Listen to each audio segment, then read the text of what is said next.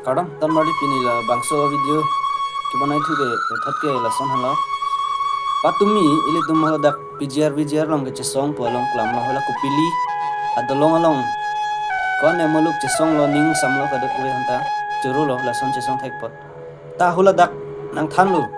ile tum han le sonong phar sara ke hai nang than lo de tum ke non ke che song in ton nang chiru thunang la pen ke song hong klam long le dam ra ini dam thunang tu hula dake bihari tum kichi hekte si ka charda ka son si hang chong hailo la ke padu nang pu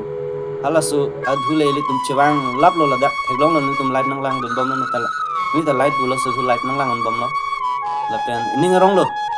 lang bom lo mission lo chi song la an pen sam jin ben si chung ko lo ta no na phi ke son pen ko na tong chok chen ko pia lam lo ne hu lo dak chadam thurup a phi lang thu lo hu dak sa hang thu jo la an pen le nang chirui dhupen nang sing tan kok posante patumi samsan ile tuma korti tola ki chevoi joi bangta pranjok chiri mine la sonsi matha dam heni ta la so ateng jong si che song pute dhu jong se dak che song along klam long dam pen du dam clip posante te la anu ki sum phu pheda dipolo ta ning duk lo non ke hola chevoi joi ta la an pinene da dipolo ta ning duk pik an lo lasi lam charju nei uwe la hano ili tum thanang than ta mission lo somsar ka haita kala dak dam pen song bet asante ta dak e ma tong chok ne ki chok chin lam bang ku jin na la athi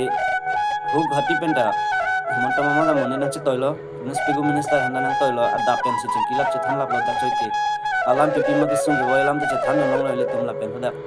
bang nang thang kang dak lo arni ta nang hot kang ap lo lan arni ge ni tum bang po chi than nang ching bai nang ku non bang ke ron thama do do jin nang la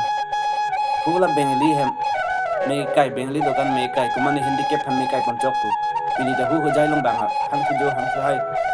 sam ke news long elang da chalang thunu da an deng lo ron thama bang joi nang la ase elam da charju nei kithe ke ding elam charju je japan bang alam arju je ning hangling claim revi tek revi puge chok chilo ase ki japan phana arju je pension non da la an alam me phunang lo por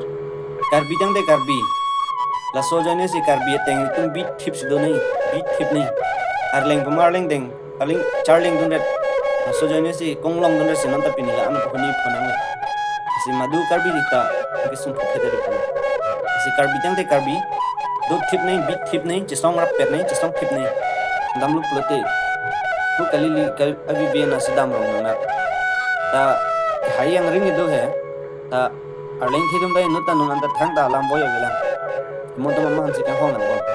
comment tu la 26 arni bang lu plote la an silam dam che to ko ma pito ma beta ban jini lage madu chini ne la asolam ni kang hong lo he ni taning khelo misan alam nang khan kang ko tu la penisilam ke ni ngarong lo non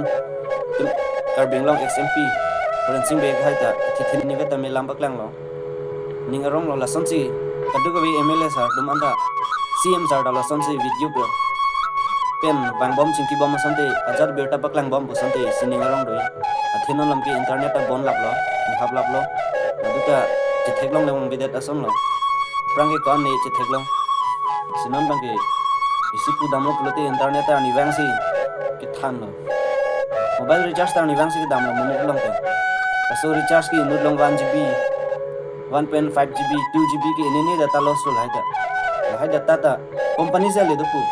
ili tum ge le velu dak ki sum buta kha ki sum thulo nan hai company ami ge aphan ge tum ge thana chhi da mon elo choi pong ge hai paisa ge data ta ini loss lo nan